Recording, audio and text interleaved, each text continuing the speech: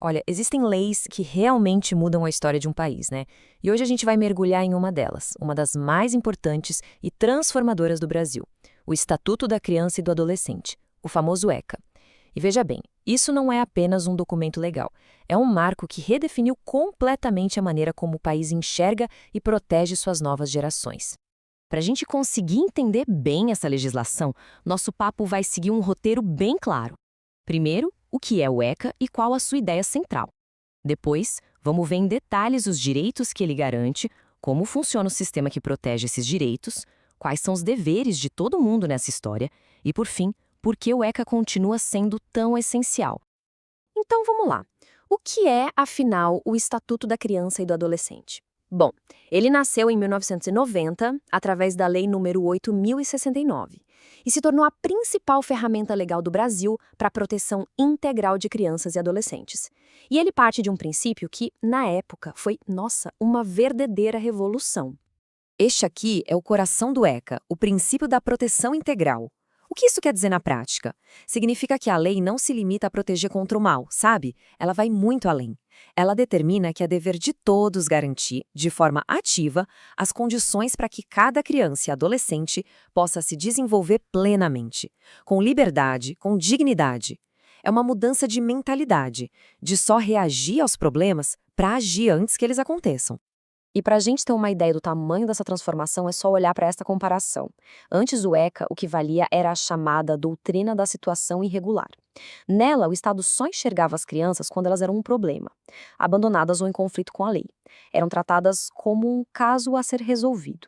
O ECA chega e rompe totalmente com isso. Institui a doutrina da proteção integral, que reconhece crianças e adolescentes como cidadãos, pessoas com direitos, que merecem prioridade absoluta de todo mundo. Certo. Essa filosofia de proteção integral é ótima no papel, mas como ela vira realidade? O ECA transforma isso em ações práticas através de uma série de pilares bem sólidos, os direitos fundamentais. Vamos dar uma olhada nos mais importantes.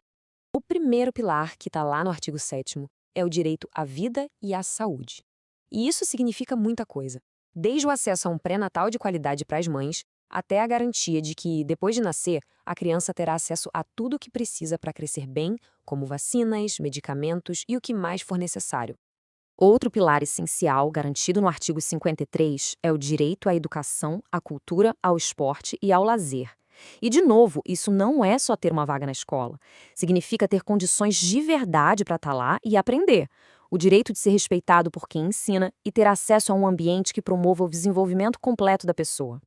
E essa frase, esse trecho do artigo 5º, talvez seja o que melhor resume a força do Estatuto. É uma declaração muito poderosa. É como se a lei criasse um escudo, uma barreira que não pode ser ultrapassada contra qualquer ato que fira a integridade de uma criança. Deixa bem claro que a dignidade deles é inegociável.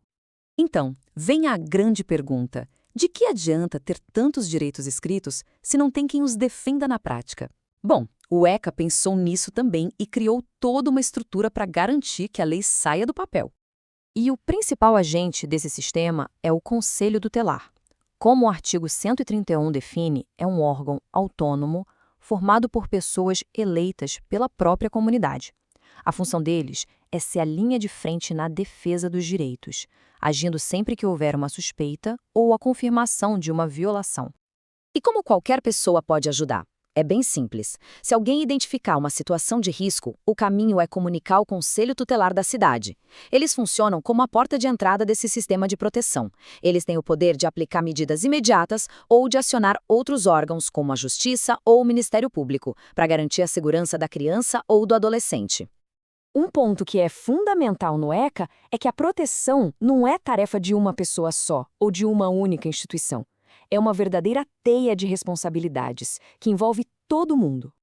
E o artigo 4º deixa isso muito, muito claro. O dever de garantir os direitos com absoluta prioridade é compartilhado.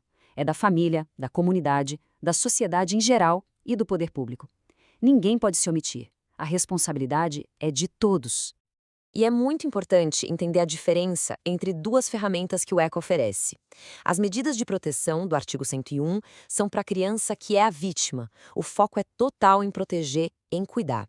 Já as medidas socioeducativas do artigo 112 são aplicadas quando um adolescente comete um ato infracional, ou seja, uma ação que seria considerada crime para um adulto.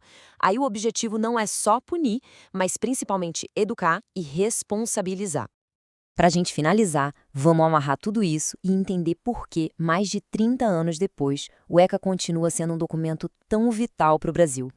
A data de 1990 não foi por acaso. O ECA nasceu junto com a redemocratização do Brasil, como um fruto direto da Constituição de 1988. Ele representa um compromisso do país com a democracia e com os direitos humanos, começando pela base de tudo, suas crianças e adolescentes. Em resumo, essa é a grande lição do Estatuto. Ele promoveu uma revolução cultural e jurídica. A criança deixou de ser um objeto de tutela do Estado para se tornar um sujeito de direitos, um cidadão em desenvolvimento que tem voz, tem dignidade e tem que ter prioridade. E a gente termina com essa reflexão. Conhecer a lei é, sem dúvida, o primeiro passo. Mas o grande desafio que continua até hoje é como podemos transformar todos esses princípios em ações do dia a dia, garantindo que a proteção integral seja uma realidade de verdade na vida de cada criança e adolescente do nosso país.